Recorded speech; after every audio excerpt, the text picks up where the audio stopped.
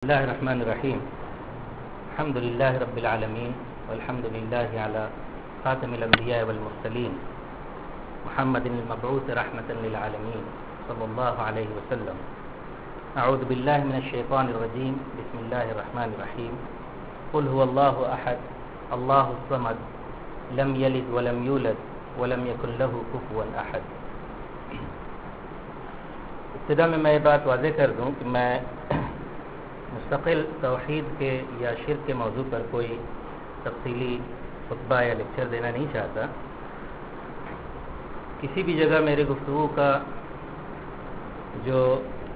اصل مقصود ہوتا ہے وہ یہ ہے کہ میں اپنے مخاطب کو اس موضوع سے متعلق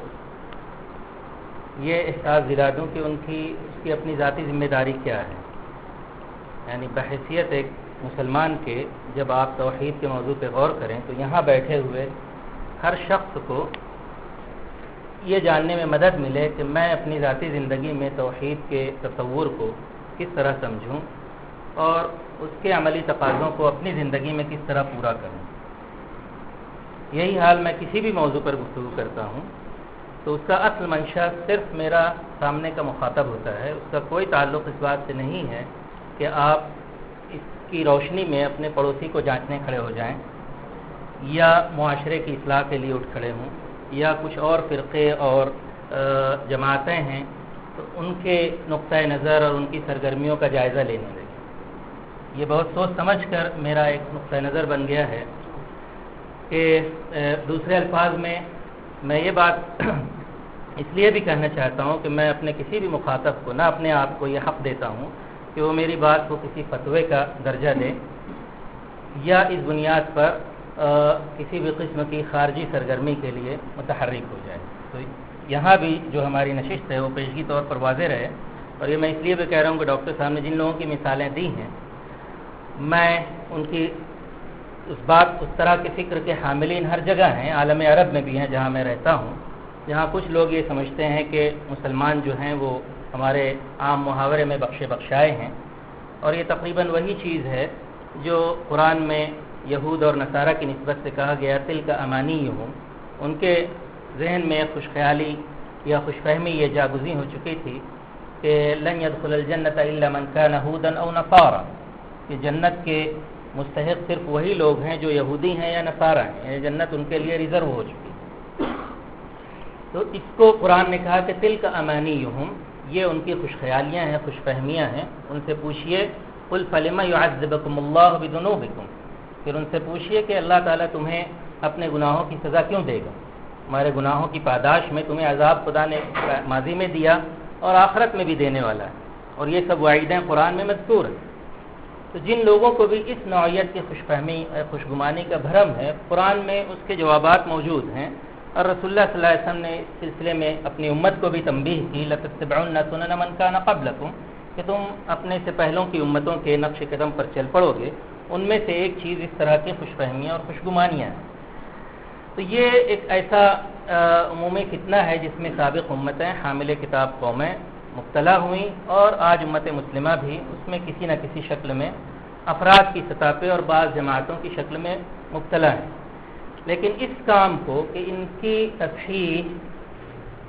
اور ان کے خیالات کی درستگی میں آپ کا کام نہیں سمجھتا, نہ ہی میں اپنی کوئی ایسی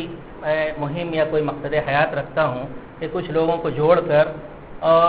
ایسے لوگوں کی ذہنی اصلاح کے لیے کھڑا ہو جاؤں, کیونکہ میری نظر میں سب سے زیادہ اہم کام خود آپ کی اپنی اصلاح ہے. تو میں خود اپنے تئیں یا آپ کو بھی مکمل طور پر کوئی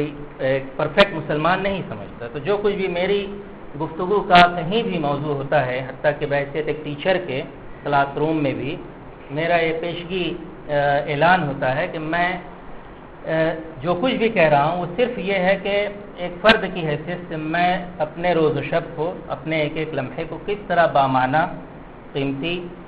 اور اپنی زندگی کو ایک فعال اور نتیجہ خیز مفید زندگی بنا سکتا ہوں, دنیا کے لحاظ سے بھی اور آخرت کے لحاظ سے بھی. تو اس چیز کو ذہن میں رکھیے, اور کسی بھی بات کو کوئی آپ فتوے یا کسی ایسے گویا رائے کا کہ جس کی بنیاد پہ آپ اپنے کسی پڑوسی یا آپ شیئر کر سکتے ہیں آئیڈیاز، آپ ان خیالات کا اظہار کر سکتے ہیں، لیکن اس بنا پہ آپ دوسروں کی تغلید، ان کے تکفیر یا ان کی تفسیر کرنے کھڑے ہوں، یہ خود ایک بہت بڑا فتنہ ہے۔ اور میں نہیں سمجھتا کہ مسلمان بحیثیت مجموعی گروہ کی شکل میں اس قابل ہیں کہ کوئی اجتماعی اصلاح کا کام کر سکے۔ انفرادی اصلاح کا کام ضرور آپ کر سکتے ہیں، تو اس کا آغاز آپ کی ذات سے ہوگا، پھر آپ کے اپنے گھر سے ہوگا۔ جب آپ اس سے فارغ ہوں تو ظاہر ہے آپ کا وسیع تر خاندان ہے، آپ کے دوست احباب ہیں، وہاں آپ خیالات کا تبادلہ اس سلسلے میں یا کسی اور موضوع پر کر سکتے ہیں۔ دوسری بات، اس موضوع سے متعلق توحید کے بارے میں میں یہ کہوں گا کہ جو میری گفتگو ہے اس کا تعلق اس بات سے بھی نہیں ہے کہ توحید پر جو علماء کلام نے اور علماء عقیدہ نے بہت سی بحثیں کی ہیں، ان کی تفصیلات میں آپ کے سامنے رکھوں، کیونکہ ان کی بہت ساری جو مبادی ہیں، جو اصول ہیں، میں مان کے چل رہا ہوں کہ تقریباً مسلمان اجمالی طور پہ ان سے آشنا ہے۔ ہر مسلمان یہ جانتا ہے کہ خدا کی وحدانیت کیا ہے، ایک اللہ پر یقین رکھنا، خدا کو ایک ماننا، خدا کی جو صفات ہیں اس میں کسی کو شریک نہ ٹھہرانا، خدا کی ذات میں کسی کو شریک نہ ٹھہرانا، اور پھر عبادت میں کسی کو شریک نہ ٹھہرانا۔ یہی جو تین بنیادی وہ ہیں، توحید فی الذات، توحید فی الصفات، توحید فی العبادہ۔ یہ خدا کو اس کی ذات میں، خدا کو اس کی صفات میں ایک ماننے کے بعد یہ لازمی ہو جاتا ہے بندے پر کہ وہ عبادت میں صرف اسی خدا کو عبادت کے لیے مختص رکھے، اور عبادت کی جو بھی شکلیں ہیں، وہ چاہے محبت کی شکل میں ہو، دعا کی شکل میں ہو، التجا اور استغاثہ کی شکل میں ہو، استعانت کی شکل میں ہو، قربانی کی شکل میں ہو، جو بھی عبادت کی شکلیں ہیں ان سب میں اس کی نیت، اس کا مقصود، اس کا معبود خدا واحد ہو۔ یہ تقریباً سب جانتے ہیں۔ جس پہلو پہ میں توجہ دلانا چاہتا ہوں وہ یہ ہے کہ اپنے ذاتی تجربے میں توحید ہر لمحہ ایک ایسی خود احتسابی کا نام ہے کہ آپ فی الواقع شعوری طور پر یہ محسوس کر رہے ہیں کہ میں خدا کو قادر مطلق مان کے جی رہا ہوں، اور یہ سمجھ کے زندگی گزار رہا ہوں کہ میرے پاس جو کچھ ہے سب اسی کا ہے، اور کسی بھی وقت وہ مجھ سے یہ چھین سکتا ہے۔ یہ کوئی سادہ بات نہیں ہے۔ اس کا مطلب دوسرے لفظوں میں یہ ہے کہ آپ اپنی ذاتی حیثیت یا وقت کا تعین اس لحاظ سے کرتے ہی نہیں ہے کہ آپ کے پاس کیا ہے یا کیا نہیں ہے۔ سب کچھ ہونے کے بعد بھی آپ جب خدا کو یاد کرتے ہیں، اس کی عظمت، اس کی وحدانیت، اس کی قدرت اور اس کی نسبت سے اپنی بے بسی اور اپنی عاجزی کا ادراک کرتے ہیں، تو سوائے اپنی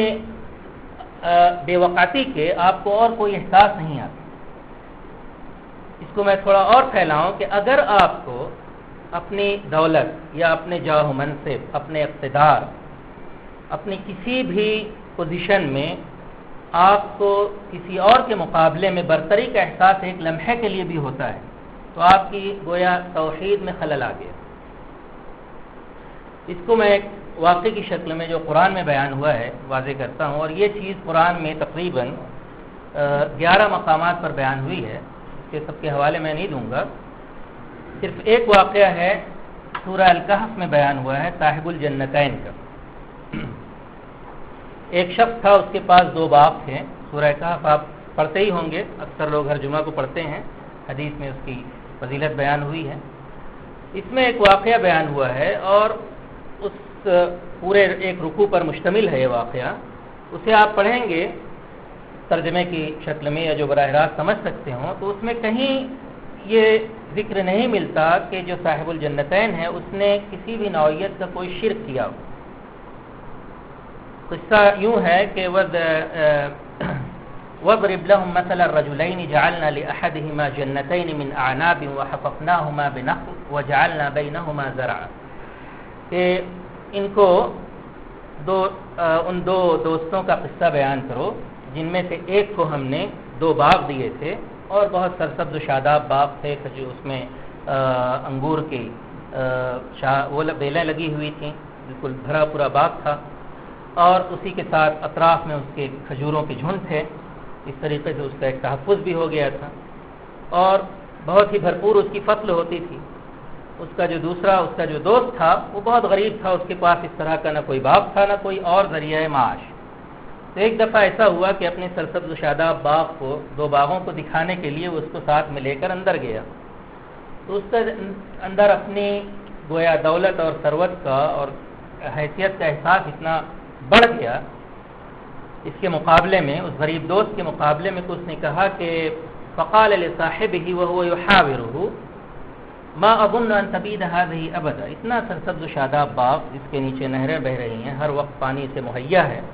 اور پھلتا پھولتا رہتا ہے ہر وقت، میں نہیں سمجھتا کہ ان تبيد هذه ابدا، یہ باغ کبھی برباد ہو سکتے ہیں. وما اظن الساعه قائمه، اور میں نہیں سمجھتا کہ قیامت کبھی آنے والی ہے. ولئن رددت الى ربي، اور اگر ایسا ہوا بھی کہ ایک دن سب تباہ ہو گیا، سب مر گئے اور خدا کے پاس جانا ہوا، وَلَئِن رُدِدتُ إِلَىٰ رَبِّي لَأَجِدَنَّ خَيْرًا مِّنْهَا مُنقَلَبًا، تو وہاں بھی مجھے اس سے بہتر میرا انجام ہونے والا ہے، کیونکہ یہ جو کچھ مجھے ملا ہے یہ میری اپنی صلاحیت ہے، ذہانت ہے،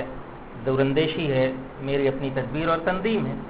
اور تمہارے پاس چونکہ اس طرح کی ذہانت، لیاقت، قابلیت نہیں ہے، اس لیے تم غریب ہو. یہاں دیکھیے کہ اس کے اندر یہ زعم، یہ بھرم آ گیا کہ میرے پاس جو کچھ ہے وہ میرا اپنا ہے، اور اس صلاحیت اور قابلیت کی بنیاد پہ میں یہاں پہنچا ہوں، اور جن کے پاس یہ نہیں ہے وہ اس غریب دوست کی طرح ہے. تاہم اس دوست نے اسے توجہ دلائی کہ اپنی خلقت کو یاد کیجیے، اگر ایسے ہی تم قادر مطلق یا بے نیاز مخلوق ہوتے تو غور کرو کہ تم وجود میں کیسے آئے. انجام کی بات بعد میں سوچتے ہیں، لیکن پہلے یہ سوچئے کہ فقال له صاحبه وهو يحاوره اكفرت بالذي خلقك من تراب، اس خالق کا تم انکار کرتے ہو جس نے تمہیں پہلے مٹی سے بنایا، ثم من نطفہ، پھر ایک نطفے سے نسل انسانی کا اس نے سلسلہ جاری کیا. ولولا اذ دخلت جنتك قلت ما شاء الله لا قوة الا بالله، ایسا کیوں نہ ہوا کہ جب تم اس باغ میں داخل ہوئے تو یہ کہتے کہ یہ سب خدا کی قدرت ہے، یہ خدا کی اپنی مشیت اور اس کی قدرت اور طاقت کا نتیجہ ہے، جو مجھے بہرحال ازراہ عنایت اور ازراہ امتحان خدا نے عطا کی ہے. فعسى ربی، اس نے کہا کہ ہو سکتا ہے کہ میرا رب، فعسى ربی ان یؤتینی خیرا من جنتک، کہ میرا خدا جو ہے مجھے اس سے بہتر جنت سے نوازے، باغ سے نوازے. جنت عربی میں باغ کے لیے بھی آتا ہے، باغ کے لیے ہی آتا ہے، گھنے اور سرسبز شاداب باغ کو جنت کہتے ہیں. تو ہو سکتا ہے کہ میرا پروردگار مجھے اس سے بہتر باغ عطا کر دے. وَيُرْسِلَ عَلَيْهَا حُسْبَانًا مِّنَ السَّمَاءِ فَتُصْبِحَ صَعِيدًا زَلَقًا، اور اس باغ پر آسمان سے کوئی طوفان نازل کر دے اور یہ زمین بوس ہو جائے، تہس نہس ہو جائے ہمارا یہ باغ. یہ اس نے کہا. پھر اس کے بعد کوئی مدت قرآن نے بیان نہیں کی، جیسا کہ اس ایمان یعنی موحد انسان نے، اس کے موحد دوست نے، مومن دوست نے تنبیہ کی تھی، اسے آگاہ کیا تھا، ویسا واقعہ پیش آیا. تو اللہ تعالیٰ نے اس کے اوپر واقعی ایک طوفانی وہ بھیجا، ایک آندھی، اور سارا باغ تہس نہس ہو گیا. اب اس کے بعد اس شخص کا جو تاثر ہے اس میں یہ اس شخص نے کسی بت کی پرستش نہیں کی، اسے نے کسی غیر سے کوئی استغاثہ نہیں کیا. تاہم اس کے جو تاثر آخری ہے، جب وہ باغ تباہ ہو گیا تو اس نے یہ کہا، قرآن کی زبان میں اس کے الفاظ یہ تھے کہ یا لیتنی لم اشرک بربی احدا، یا لیتنی لم اشرک بربی احدا، کیا کاش میں اپنے رب کے ساتھ کسی کو شریک نہ ٹھہراتا. تو اس نے کس چیز کو شریک ٹھہرایا؟ اس نے خود اپنے آپ کو، اس نے اپنے اس خیال کو، اپنی اس ذہنی کیفیت کو. تو میرا جو مین پوائنٹ ہے، توحید کے لیے سب سے بڑا خطرہ جو ہے وہ خود آپ ہیں. باہر کا کوئی بھی معبود، آپ چاہے قبر پر جائیں، کسی بزرگ سے استغاثہ کریں یا کسی ولی اور فرشتے کو ندا کر اس کے لیے پکاریں، وہ سب سے پہلے آپ اپنے اندر ایک ایسا فیصلہ ذہنی طور پہ کر چکے ہوتے ہیں کہ خدا کے سوا خود اپنے تئیں یہ فیصلہ کرنے لگتے ہیں کہ کسے پکارا جائے، کون اس کا مستحق ہے. یعنی اگر کوئی شخص جہاں بھی اس طرح کا ججمنٹ ذہنی طور پہ پاس کرتا ہے کہ فلاں کے ذریعے حاجت روائی ہو سکتی ہے، کسی کے ذریعے مدد ہو سکتی ہے، اس میں اس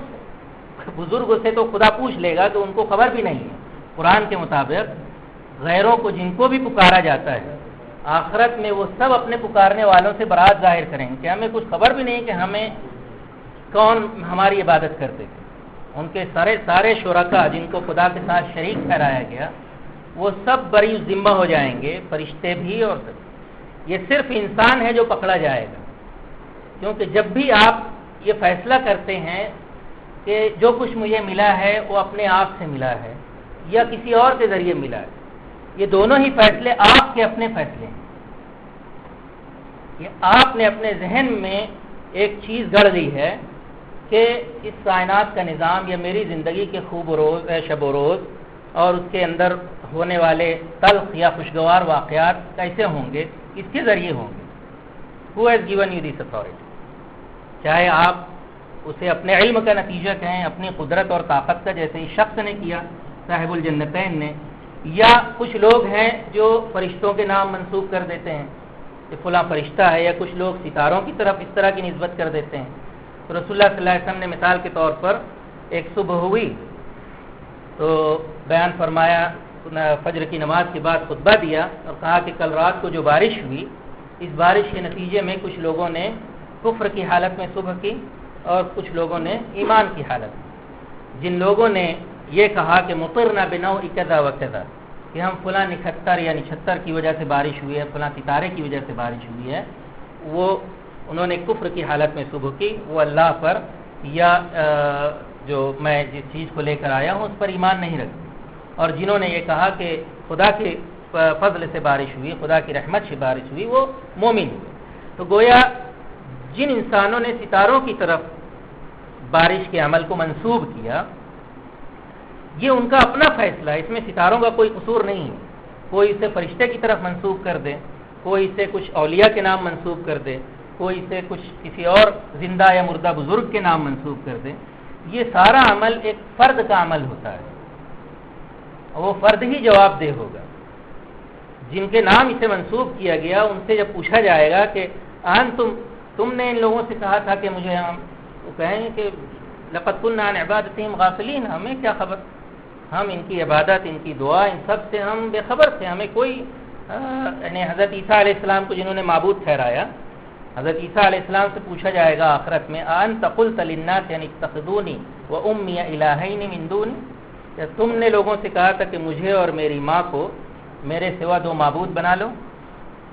تو حضرت عیسیٰ صاحب کہیں گے کہ ان کنت قلتہ فقد علمت، اگر میں نے کہا ہوتا تو علام الغیوب ہے، تجھے معلوم ہے۔ ما قلت لهم الا ما امرتنی، میں نے ان سے وہی کہا جس کا مجھے آپ نے حکم دیا، ان اعبدوا اللہ ولا تشرکوا به شیئا۔ تو دیکھیے توحید کا سب سے بڑا مسئلہ جو ہے، توحید اور شرک کا فیصلہ خود آپ کے ذہن کی سطح پر ہوتا ہے، اور وہ روز ہوتا ہے، وہ ہر قدم پر ہوتا ہے۔ جو کچھ بھی تجربہ آپ کے ساتھ گزرتا ہے، تلخ ہوا تو بھی وہ آپ کی توحید اور شرک کا امتحان ہے کہ آپ نے حقیقی معنی میں توحید کا شعور، اس کی حقیقت، اس کا ادراک جاگزیں ہو گیا ہے، اس کا آپ نے شعوری ادراک کیا ہے یا نہیں کیا۔ ایسے ہی کوئی خوشگوار واقعہ پیش آتا ہے اور فوراً آپ کا ذہن اپنے ذاتی کمالات یا کسی کی عظمت اور بزرگی کی طرف منتقل ہو جاتا ہے، تو یہی وہ چیز ہے جس پر آپ کو گرفت کرنی ہے سب سے پہلے۔ اور قرآن میں اور اسی طرح حدیث کے ذریعے میں غور کر رہا تھا، جب سے ڈاکٹر صاحب نے سوال کیا تو میں نے سوچنا شروع کیا کہ رسول اللہ صلی اللہ علیہ وسلم نے جو اقوال اور دعائیں روزمرہ کی زندگی میں تلقین کی ہیں، اگر صرف ان پر غور کیا جائے تو اتنی ساری دعائیں ہر موقع کے لیے جو آپ نے دی ہیں، شاید اس کا مقصد یہی تھا کہ مسلم ذہن کو اور عام معنوں میں سارے انسانوں کے ذہن کو اسلام کا مقصد یہ ہے کہ اس طرح خدا سے جوڑ دیا جائے کہ کوئی تجربہ حیات، کسی بھی نوعیت کا کوئی لمحہ جو گزرتا ہے، ایک خوشگوار ہوا کا جھونکا آپ کو لگا رسول اللہ صلی اللہ علیہ وسلم کا الحمدللہ، اس خوشگواری کا جو کہ بالکل معمولی سے تجربہ ہے کہ خوشگوار ہوا آپ کے پہلو کو یا آپ کے رخسار کو چھو کر گزری اور آپ کو اچھا لگا تو آپ نے کہا الحمدللہ۔ ایک گھونٹ آپ نے پانی پیا تو آپ نے کہا کہیے الحمدللہ۔ کھانا آپ نے کھایا الحمدللہ الذی اطعمنا وسقانا وجعلنا من المسلمین، کوئی خوشگوار منظر دیکھا آپ نے یا کوئی اچھی خبر سنی تو آپ نے کہا ماشاء اللہ یا سبحان اللہ یا الحمدللہ، کوئی تلخ تجربہ گزرا یعنی کسی کی موت ہو گئی، کوئی بیماری کی خبر ہوئی، کہیں آگ لگ گئی، وَإِذَا أَصَابَتْهُمْ مُصِيبَةٌ قَالُوا إِنَّا لِلَّهِ وَإِنَّا إِلَيْهِ رَاجِعُونَ، ہر چیز کی نسبت، ہر واقعے کی نسبت، خواہ وہ تلخ ہو یا خوشگوار ہو، اسی میں جب خلل آتا ہے لمحاتی طور پر جو آپ کے ذہن میں شروع ہوتا ہے اور آپ اس کے خوگر بننے لگتے ہیں، دھیرے دھیرے بتدریج آپ اپنے کمالات کے یا کسی اور کے کمالات کے ذہنی طور پر مسحور ہونے لگتے ہیں، اسی میں صبح شام آپ کے کٹنے لگتے ہیں، تو اس کا مطلب یہ ہوا کہ آپ کی ذاتی یا کسی اور کی شخصی بڑائی خدا کے مقابلے میں آپ کے ذہن کا غالب حصہ بن گئی، اور آپ اسی نسبت سے جب آپ کو کوئی نقصان ہوتا ہے تو آپ سمجھتے ہیں کہ فلاں سے التجا اور گزارش کرنی چاہیے قبل اس کے کہ آپ براہ راست خدا سے رجوع کریں۔ تو اسلام کی جو یعنی قرآن کی اساسی تعلیم ہے، اس کی جگہ جگہ جو انسانوں کے مختلف واقعات بیان ہوئے ہیں، ایک واقعہ صاحب الجنتین کا، دوسرا واقعہ قرآن نے تقریباً 7 مقامات پہ یہ بیان کیا ہے کہ جب یہ سمندر کا سفر کرتے ہیں، یہ ان لوگوں کا حال ہے جو مشرک ہیں، اور اس سے قرآن یہ استدلال کرنا چاہتا ہے کہ توحید، خدا کی وحدانیت کا شعور فطرت انسانی کا جزو لا ينفک ہے، ایک انٹیگرل پارٹ ہے ہیومن نیچر کا، اور اس کا ثبوت یہاں ملتا ہے کہ جب سمندری سفر میں یا کسی بھی ایسے، اب ہوائی سفر بھی ہوتا ہے، اس زمانے میں چونکہ یہ معلوف اور مانوس چیز نہیں تھی تو اس کی مثال نہیں دی گئی قرآن میں، جو معلوف تجربہ تھا وہ تھا سمندری سفر کا، تو کشتی اب ڈوبنے کو ہے، چاروں طرف سے موجوں نے گھیر لیا ہے، وَأُحِيطَ بِهِمْ، ہر طرف سے کشتی جو ہے موجوں میں گھر چکی ہے، وہ ابھی ڈوبتا ہے، یہ صورتحال، دعوا اللہ مخلصین لہ الدین، ایسے موقع پر سارے انسان صرف ایک خدا کو پکارتے ہیں، مخلصین لہ الدین، اور یہ بھی کہتے ہیں کہ لئن انجیتنا من هذه لنکونن من الشاکرین، اگر اس سے نجات مل گئی تو ہم شرک نہیں کریں گے، شکر کریں گے، صالح بن جائیں گے، لنکونن من الصالحین، ہم صالح بندے بن جائیں گے۔ مختلف انسان مختلف الفاظ میں اپنے اس کیفیت کا اظہار کرتا ہے، یہ تجربہ میرے خیال میں ہر ایک کو ہوا ہو، کوئی بھی ایسا سنگین لمحہ جہاں آپ مکمل طور پر بے سر و سامان ہو گئے ہیں، پردیس میں کوئی ایسا واقعہ پیش آیا ہو کہ اب سب کچھ آپ کی متاع جا چکی ہے اور آپ تنہا ہیں، ہر طرف خوف و ہراس کا عالم ہے، کہیں سے آپ کو کوئی مدد ملنے کی امید نہیں، تو اس وقت جو آپ کے دل کی کیفیت ہوتی ہے، کیا وہی کیفیت آپ کے اپنے اہل خانہ کے درمیان ہوتی ہے؟ یہ جو فرق آتا ہے اس ذہنی کیفیت میں، اسی پر کنٹرول رکھنے کا نام ہے توحید کے شعور کو بیدار رکھنا، اور یہ ہر مسلمان کا ہر لمحہ روزمرہ کی زندگی میں سمجھتا ہوں اولین فریضہ ہے،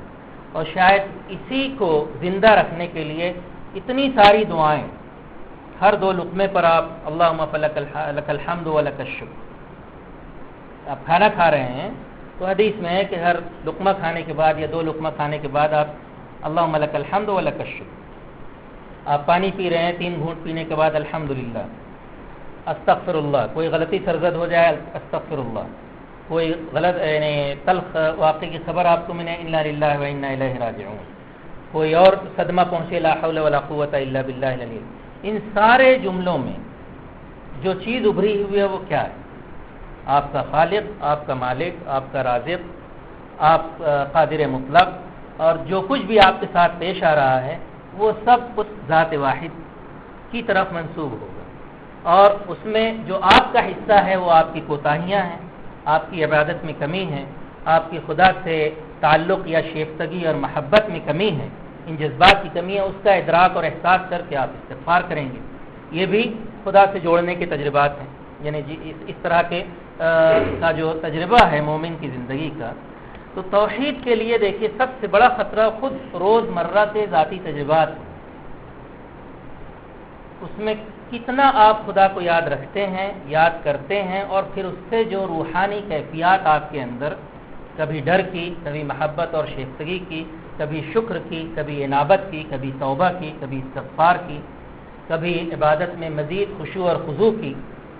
یہ سب جو کیفیات ہیں انہی سب سے قرآن بھرا ہوا. ورنہ جہاں تک توحید کا خالص اعتقادی پہلو ہے، میں سمجھتا ہوں کہ جو مسلم معاشرہ ہے اس میں کسی نہ کسی شکل میں ہر انسان کو یہ بنیادی باتیں جو سورہ اخلاص میں بیان ہوئی ہیں کہ اللہ ایک ہے، اللہ بے نیاز ہے، یعنی اپنے وجود کے لیے وہ کسی کا محتاج نہیں ہے، جبکہ ہر دوسری چیز اس کی اپنے وجود کے لیے اس کی محتاج ہے. اس نے کسی کو پیدا نہیں کیا، یعنی وہ کسی کا باپ نہیں ہے، نہ وہ کسی کا بیٹا ہے. وَلَمْ يَكُنْ لَهُ كُفُوًا أَحَدٌ، اس کا کوئی ہمسر نہیں. میں سمجھتا ہوں ہر مسلمان کو جو 5 سے 10 سال کی عمر کا ہو چکا ہے، ہر گھر میں اس کا اہتمام ہے کہ کسی نہ کسی کو پہلو سے یہ سب باتیں بتائی جاتی ہیں، یا وہ سنتا ہے مسجدوں میں، یا کسی اور ذریعے سے معلوم ہو جاتی ہیں. لیکن اتنا بہرحال کافی نہیں ہے، کیونکہ خود قرآن میں ہے یا ایھا الذین آمنوا آمنوا،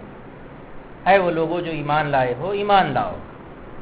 اور حدیث میں ہے کہ جددوا ایمانکم بقول لا الہ الا اللہ، اپنے ایمان کی تجدید کرتے رہو بار بار لا الہ الا اللہ کے ذریعے. یعنی اسی شعوری اور ذہنی تجربے کو مسلسل ہر لمحے آپ کے ساتھ گزرنے والے جو واقعات ہیں ان میں اسے یاد رکھنا، اور فوراً خدا کی عظمت یا اس کی وحدانیت یا اس کے سامنے حاضر ہونے، اس کے سامنے جواب دہ ہونے کا تصور سے آپ کے اندر توازن آ جائے. آپ کی شخصیت میں نہ تو جو ہے عناد کا پہلو غالب ہو، نہ تکبر آئے، نہ استکبار آئے. کیونکہ تکبر یا بڑائی، ذاتی بڑائی، خواہ دین کے نام پر کیوں نہ آئے آپ کے اندر، یعنی یہی احساس کہ آپ حق پر ہیں، آپ کو خدا نے مسلمان پیدا کیا ہے، اب گویا خدا کا فرض ہے کہ آپ کو جنت میں داخل کرے. اگر یہ کلمہ جذبہ شکر سے نہیں نکلا ہے بلکہ ایک قسم کے ناز اور عناد سے نکلا ہے، تو میں نہیں سمجھتا کہ خدا اسے اور قوموں کے لیے تو عذاب کا سبب بتائے اور مسلمانوں کے لیے اسے مغفرت کا ذریعہ بنائے. کیونکہ یہود و نصارہ کو یہی زعم تھا، نحن ابناء اللہ و احباء،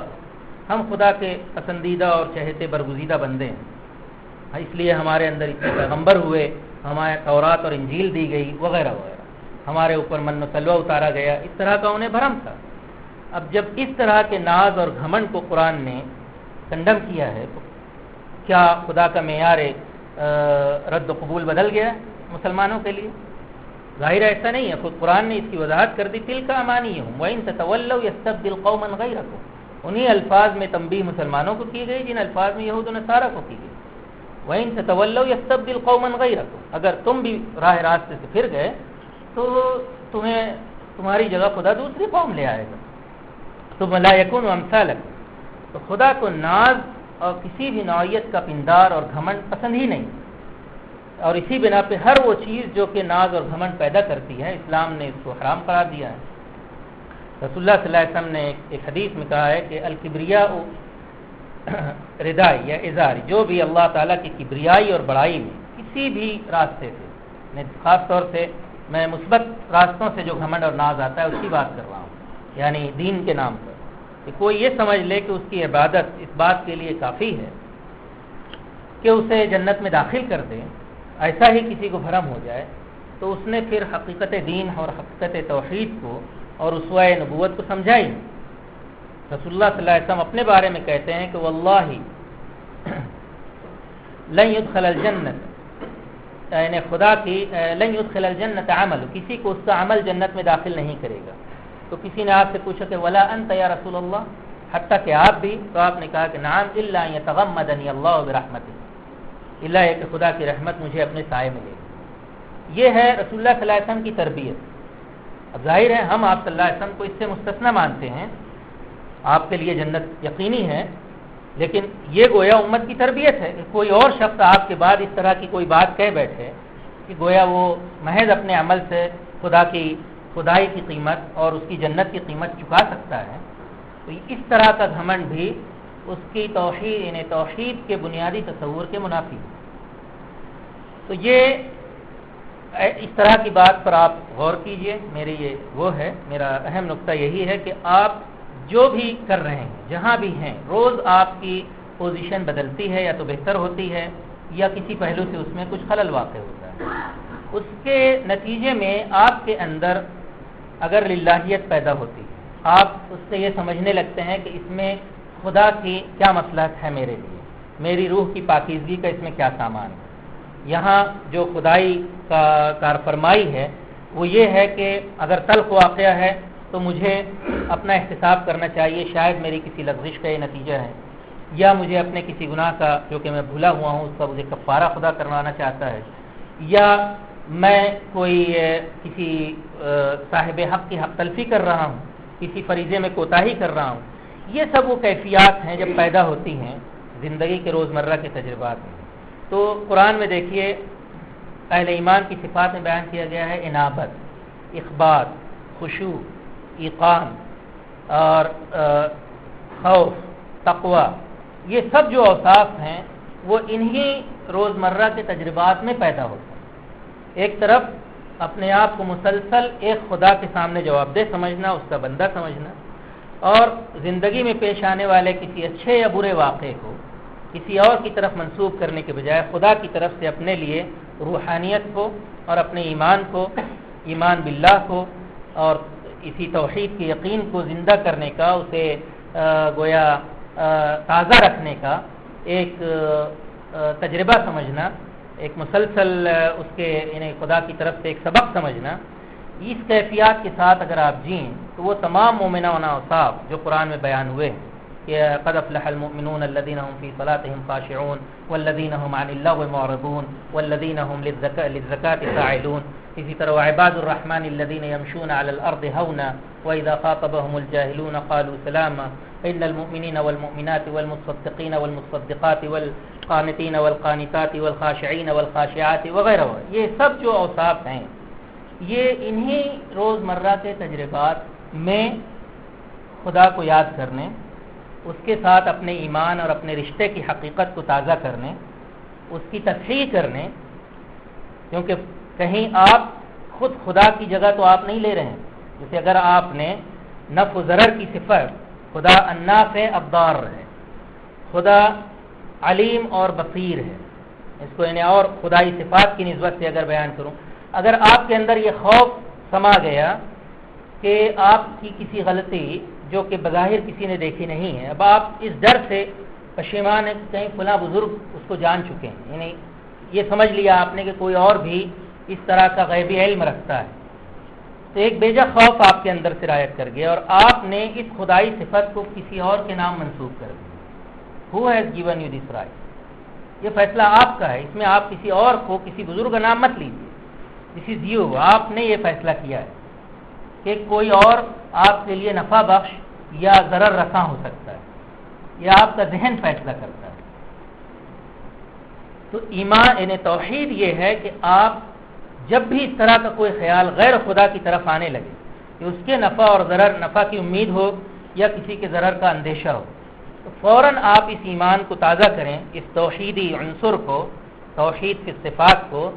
کہ نفع و ضرر اذن خداوندی کے بغیر ہو نہیں سکتا۔ اگر وہ مشیت خداوندی کے مطابق ہے تو مجھے خدا ہی سے اس کے تحفظ کا سامان کرنا ہے یا خدا ہی کا شکر ادا کرنا ہے کہ یہ چیز مجھے حاصل ہوئی۔ اس میں یقیناً خدا نے کسی اور کو ذریعہ بنایا ہوگا، جیسے آپ کا پیٹ بھرتا ہے تو ظاہر ہے کچھ مادی چیزوں کو کھا کر بھرتا ہے، تو یہ خدا ہی ہے جس نے ایک غذا کے اندر یہ صلاحیت رکھی کہ اسے آپ کھائیں، اس سے لطف اندوز ہوں، اس پھل کے ذائقے سے آپ خوشکام ہوں اور اس سے آپ کو توانائی ملے۔ لیکن بہرحال آخری تجزیے میں اس کی نسبت ان تمام نعمتوں کا شکر خدا کو دینا ہے، اس کا کریڈٹ خدا کو دینا ہے۔ اس میں جن لوگوں کو ذریعہ بنایا گیا ان کے بقدر ان کی آپ ستائش کریں، ان کا بھی شکر ادا کریں، یہ بھی اسلامی اخلاقیات کا اصول ہے، لیکن ظاہر ہے وہ ایک جزوی سبب ہیں نہ کہ مسبب الاسباب۔ یعنی توحید کا جو تصور ہے وہ یہ ہے کہ بہرحال ہر چیز کا سبب اخیر آپ کی نظر میں سب سے پہلے آئے، پھر درمیانی جو واسطے ہیں ان کا حسب مراتب اور حسب تقاضا جو فرض ہے آپ کا شکر گزاری کا یا ریسیپروکیٹ کرنے کا، یعنی ان کو بھی آپ ویسے ہی نوازیں، کسی نے آپ کے ساتھ کار خیر کیا آپ ان کے ساتھ بھی ویسا ہی حسن سلوک کرنے کی کوشش کریں، یہ اسلامی اخلاقیات میں آتا ہے۔ لیکن جہاں تک ذہنی سطح پر نافع اور ضار سمجھنا ہے، کسی کو اور دوسرے اوصاف میں اعلیٰ ترین درجہ دینا ہے، وہ صرف خدا کا ہے۔ روزمرہ کے ہر واقعے میں اپنے کاروبار میں، رشتہ داروں سے تعلقات میں، جو کچھ بھی آپ کے ساتھ پیش آتا ہے اس میں آپ کو خدا کی ذات اور صفات کے تناظر میں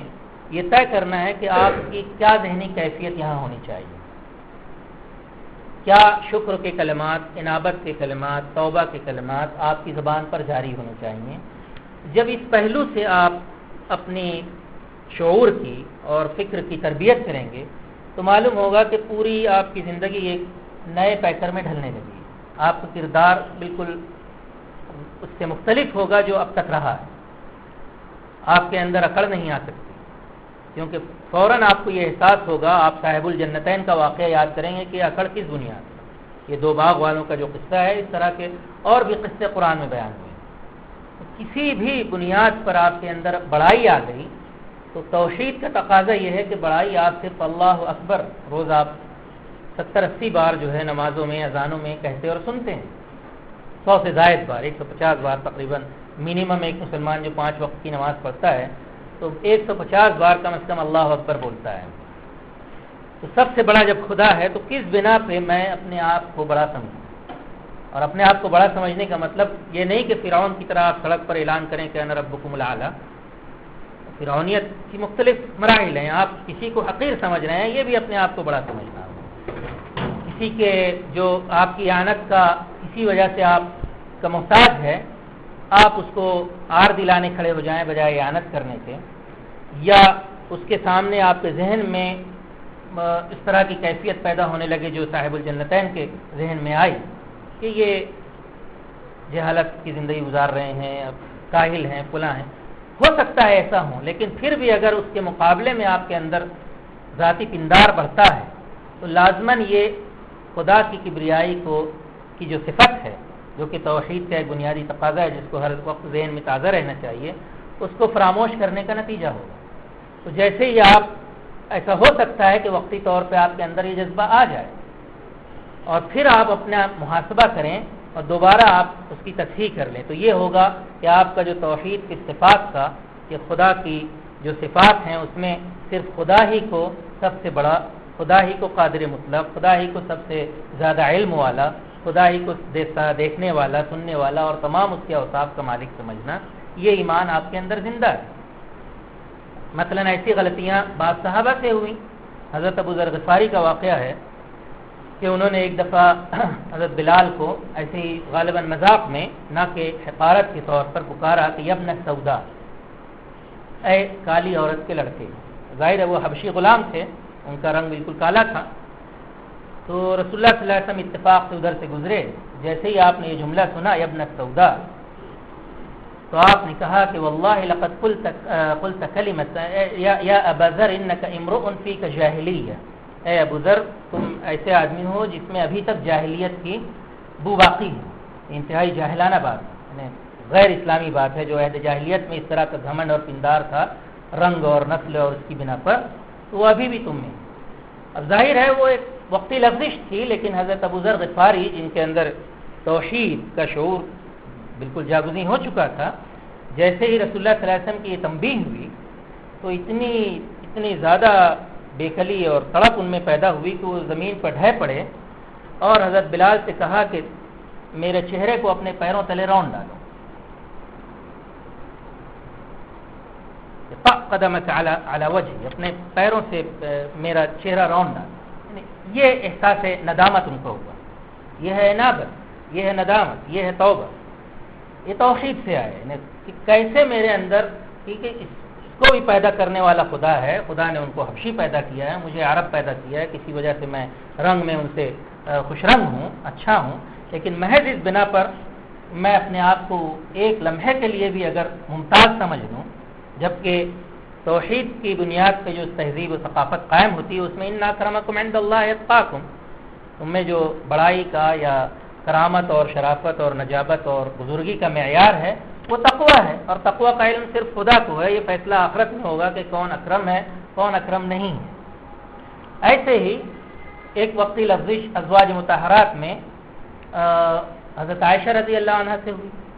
حضرت عائشہ رضی اللہ عنہ کے سامنے آپ صلی اللہ علیہ وسلم نے ایک دفعہ حضرت صفیہ کا ذکر کیا۔ حضرت صفیہ جو کہ قد میں نسبتاً پس قد واقع ہوئی تھیں.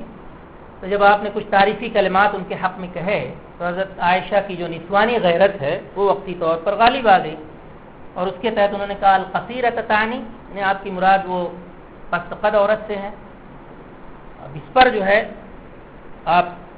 اتنا برہم ہوئے کہ آپ نے کہا یا عائشہ لقد قلت کلمۃ لو مزجت بها البحر لمزجت، کہ تم نے ایسا ناگوار کلمہ کہا ہے، ایسی ناگوار بات کہی ہے کہ اگر اسے سمندروں میں گھول دیا جائے تو سارا سمندر آلودہ ہو جائے اس کی ناگواری. تو یہ بھی دوبارہ یعنی کسی بھی بنا پر اپنے اندر ایک امتیازی شان دیکھنے لگنا، اور خاص طور سے جس چیز میں خدا کی قدرت اور اس کے خالق واحد ہونے کی وہ ہے کہ خدا نے پیدا کیا ہے کسی کو پست قد، کسی کو اونچا، کسی کو کالا، کسی کو گورا. ان سب امتیازات کو یہی توحید کا شعور ہے جو مٹا دیتا ہے. اسی لیے توحید کا شعور جب حقیقی طور پر جاگزی ہوتا ہے تو انسانی وحدت وجود میں آتی ہے. انسانوں میں اتحاد اور اتفاق سوائے توحید کے حقیقی شعور کے کبھی آ نہیں سکتا، جو پہلی بار عرب کے معاشرے میں آیا اور اسلام کے ذریعے لایا گیا. تو میری نظر میں اس وقت آج کے یعنی مسلمانوں کے لیے سب سے زیادہ توحید اور ایمان کی نسبت سے جس بات پر غور کرنے کی ضرورت ہے وہ یہ ہے کہ آپ اپنے ذاتی تجربے میں توحید کو پائیں. اس کے بارے میں مزید فروعی اور جزوی معلومات اکٹھا کرنے کی اتنی ضرورت نہیں، وہ سب معلومات خود آپ کو اپنے آپ سمجھ میں آ جائے گی. جیسے ہی آپ یہ جانچنا شروع کریں گے کل سے یا آج سے کہ میں جو کچھ بھی کر رہا ہوں، جس حیثیت میں بھی ہوں، کیا میں فی الواقع خدا کو واحد، الہ واحد کی حیثیت سے، رب واحد کی حیثیت سے، خالق مطلق کی حیثیت سے مان کے چل رہا ہوں. خدا کی جو صفات مجھے معلوم ہے، علیم و سمیع ہے، وہ بصیر ہے، وہ حکیم ہے، وہ نافع اور ضار ہے، اس سے بڑا کوئی نہیں ہے. یہ سب صفات کوئی مسلمان نہیں ہے چاہے جس مسلک کا وہ تابع ہو، اس میں کسی کو اختلاف نہیں. لیکن ذاتی تجربے کی سطح پر آپ اکیلے میں بیٹھ کر سوچیں کہ کیا میں اس کی نسبت کسی اور کی طرف کرتا ہوں، یا میں اپنے ذاتی تجربے میں جب کوئی ایسا کام کرتا ہوں جو ان صفات سے منافی ہے. اگر میں یہ کہہ رہا ہوں کہ خدا سب کچھ دیکھتا اور سنتا ہے، تو کیا اس وقت میں تنہا ہوں، ایک ایسے مقام پر ہوں یا کچھ ایسے لوگوں کے ساتھ ہوں، اس میں میرا قول و فعل اس بات کی غمازی کر رہا ہے کہ خدا مجھے دیکھ رہا ہے، سن رہا ہے، تو مجھے ایسا ہی کہنا اور کرنا چاہیے؟ کیا یہ چیز اسے پسند ہوگی؟ ظاہر ہے آپ کا رویہ بدل جائے گا. اور اس کا ثبوت دوبارہ سیرت رسول صلی اللہ علیہ وسلم میں یہ ہے کہ ایک دفعہ رسول اللہ صلی اللہ علیہ وسلم ایک مقام سے گزر رہے تھے، کسی گھر سے شور سنائی دیا. آپ نے دیکھا تو ابو مسعود الانصاری صحابی ہیں، وہ اپنے غلام سے کسی بات پر ناراض ہو گئے تھے اور اپنے چابک سے اسے مار رہے تھے. تو جیسے ہی آپ نے یہ دیکھا، ظاہر ہے وہ کیوں مار رہے تھے کہ میں آقا ہوں، یہ غلام ہے، اسے گویا غلطی کرنے کا حق نہیں، یا اگر کرے بھی تو اسے سزا ملنی چاہیے، گویا سارا اختیار میرے ہاتھ میں. تو آپ نے کہا، پیچھے سے آواز دی اعلم ابا مسعود. اور وہ اتنے غصے میں تھے اور جوش میں تھے کہ انہوں نے توجہ نہیں دی کون ہے. آپ نے پھر اور اونچی آواز سے کہا اعلم ابا مسعود للہ اقدر علیک منک علی هذا الغلام، کہ خدا تمہارے اوپر اس سے زیادہ قدرت رکھتا ہے جتنی تم اس غلام پر رکھتے ہو. تو اب وہ کہتے ہیں کہ فالتفت فاذا به رسول اللہ فسقط الصوت من یدی. میں نے پلٹ کر دیکھا تو اللہ کے رسول تھے اور یہ جملہ بار بار دہرا رہے تھے اللہ اقدر علیک منک علی هذا الغلام. اب یہ ہے توحید کی صفات کا عملی تجربہ جو صحابی کے ہاتھ سے کوڑا چھوٹ کر گر گیا اور کہا کہ انہ حر لوجہ اللہ، یہ میرا غلام نہیں ہے، یہ آزاد، انہ حر لوجہ اللہ. اس پر رسول اللہ صلی اللہ علیہ وسلم کہتے ہیں لئن لم تفعلوا للفحتک النار، اگر تم ایسا نہ کرتے تو جہنم کی آگ تمہیں جھلسا دیتی. ایسے ہی اب آپ سڑک سے گزریں اور کوئی شخص کسی کی پٹائی کر رہا ہو تو کیا آپ یہ توقع رکھتے ہیں کہ یہ توحیدی نصیحت جو رسول اللہ صلی اللہ علیہ وسلم نے ان صحابی کو دی، اس کو اپنے بیوی کو ہی مار رہا ہو یا بیٹے کو مار رہا ہو یا پڑوسی کو مار رہا ہو یا کسی بھی شخص نے اس کا کوئی معمولی نقصان کر دیا ہو اور اس پر برہم ہو کر وہ مار رہا ہو، تو کیا آج توحید پر ایمان، خدا توحید کی ذات، توحید پر صفات، پر ایمان اتنا زندہ ہے کہ کسی کے ہاتھ کو اٹھا ہوا ہاتھ رک جائے یا اس کے ہاتھ سے لاٹھی چھوٹ کر گر جائے؟ یہ سوچیے، یہ سب سے بڑا مسئلہ ہے کہ توحید فی الذات، توحید فی الصفات اور توحید فی العبادت کے جو کہ عملی اطلاقات ہیں، جو ان کا یعنی انعکاس ایک مومن کی فکر و شعور اور کردار پر پڑتا ہے یا پڑھنا چاہیے، اور جو انتہائی معیاری شکل میں عہد صحابہ میں ہمارے سامنے ان گویا ستاروں کی روشنی میں صحابہ ہمارے لیے سابق النجوم، صحابہ کے کردار کی روشنی میں ہمارے سامنے پیش کیا گیا، اس کی جھلک ظاہر ہے سب سے پہلے اگر ہمارے اندر واقعی اس کا شعور ہے تو ہم ویسا بننے کی کوشش کریں۔ تو توحید کا گویا سب سے اہم اگر آپ کو اس کا شعور جگانا ہے، اس کا فہم پیدا کرنا ہے، تو یہاں سے آغاز لیجیے کہ میں جو کچھ بھی خدا کے بارے میں بولتا ہوں، خدا کے بارے میں کرتا ہوں، وہ کہاں کہاں مجھے اس کی جھلک اپنے ذہنی سطح پر پیدا کرنی ہے، اس کا احساس جگانا ہے، اس کے شعور کو بیدار رکھنا ہے، اور جب میں کروں گا تو اس سے میری کارکردگی میں، میرے گھر کے اندر میری روش میں، میرے پڑوسی کے ساتھ تعلقات میں، میرے کاروبار میں، میرے بزنس میں، ہر جگہ یعنی زندگی بدل دینے والا تصور ہے، اور حقیقی معنوں میں جب اسے اپنایا گیا تو عہد اول میں ایک ایسی نسل تیار ہوئی جس نے فی الواقع اپنی زندگی کو اور پھر بالآخر تمام آباد قرۂ ارضی کے آباد حصے کو بڑی حد تک متاثر کیا۔ یہ چیز دوبارہ ایک فرد کی سطح پہ پیدا ہوگی، اس سے بڑا اس کے سوا میں سمجھتا ہوں آپ کسی اور پہلو پہ غور نہ کیجیے۔ اس نسبت سے مزید کوئی وضاحت درکار ہو تو میں آپ کے سوالات کا جواب دے دوں۔